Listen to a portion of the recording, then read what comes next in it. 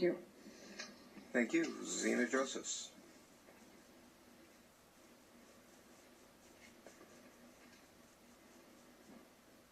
Thank you. I handed a book for you to take a glance at. It's Jane Miyamura's Photographic Love Letter to Village Trailer Park.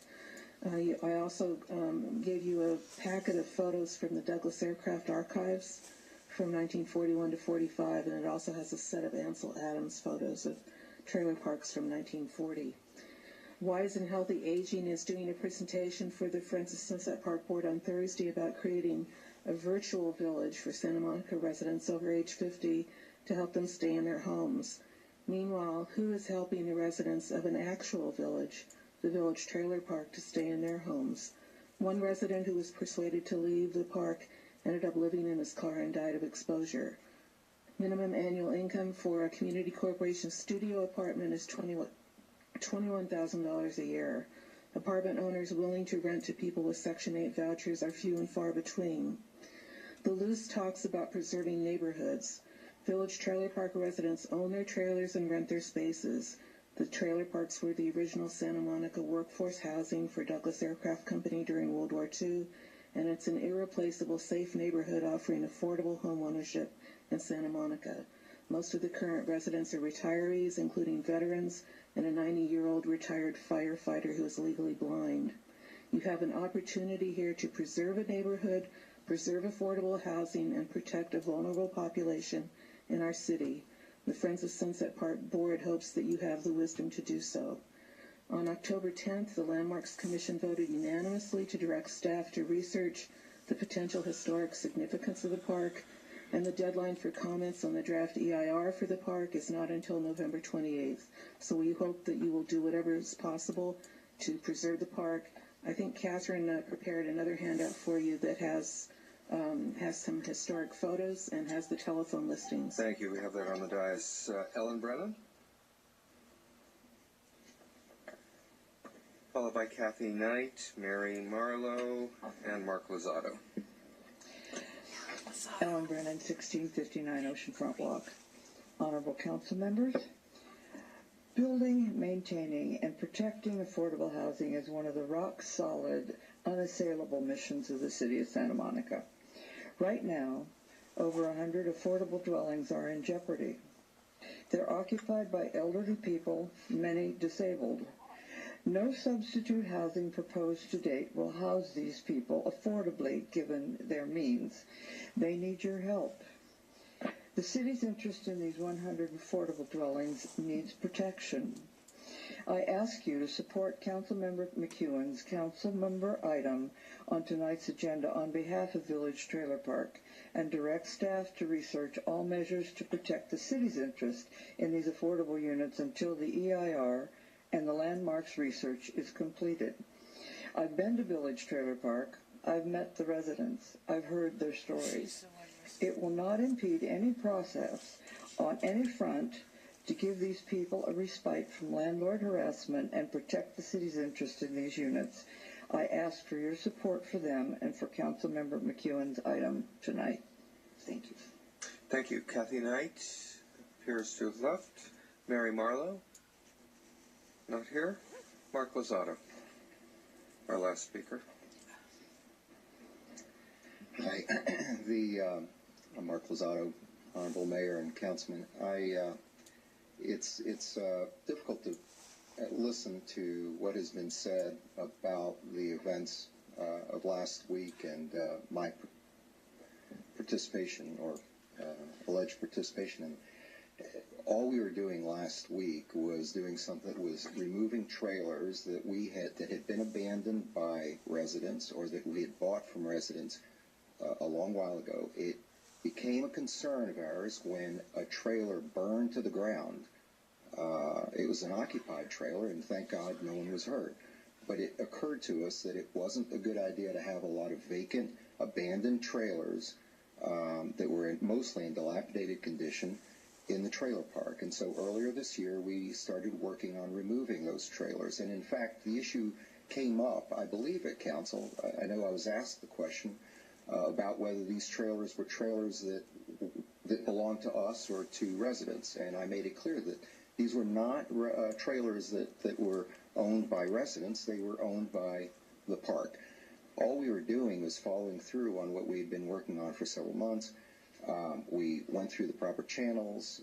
Apparently, unbeknownst to me, some of these trailers have asbestos, so we were asked to do an asbestos test. We did that, and we got a permit. We were about to remove the trailers from the park when I got a call from television stations and newspapers saying that they heard that there were bulldozers about to bulldoze the village trailer park. Honestly, it came as a complete shock to me. I tried to explain to everyone we were doing nothing other than removing old trailers. And that's the reason this came, the profile of the park was raised was simply that. And there's nothing else new going on. We have maintained the park in great condition for 5.5 years despite having the fund deficits. Thank you,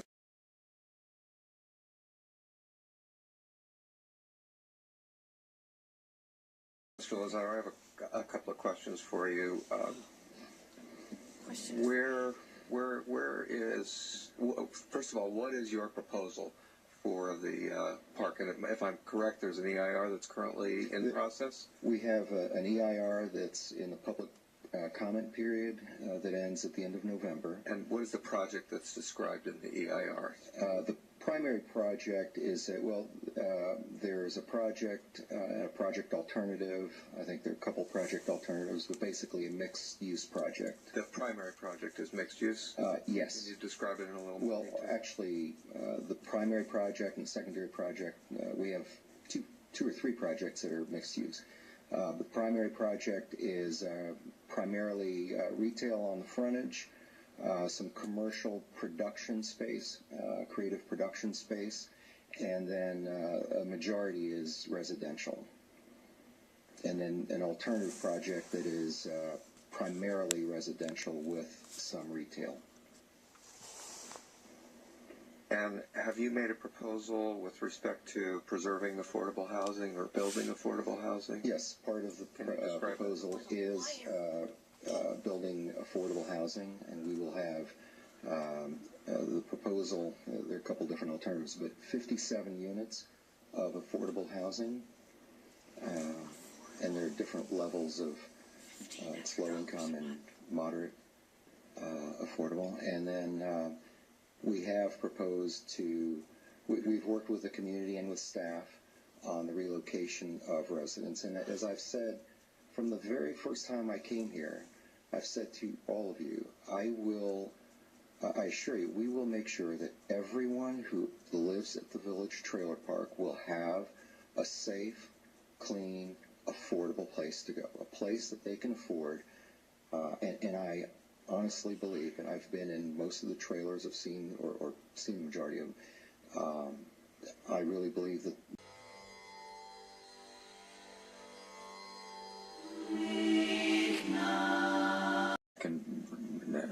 refer you back to City Manager or City Attorney Marcia Moutry, but it's our belief that Mr. Lozado has the right to remove those 10 units, and the Building and Safety Division under Ron Takaguchi will make sure that the sewer lines are properly capped and that the public safety is managed in that transition on those 10 units. That's a separate issue than the larger thrust of, I believe, of Mr. McCune's motion, which is about preserving the park as it stands.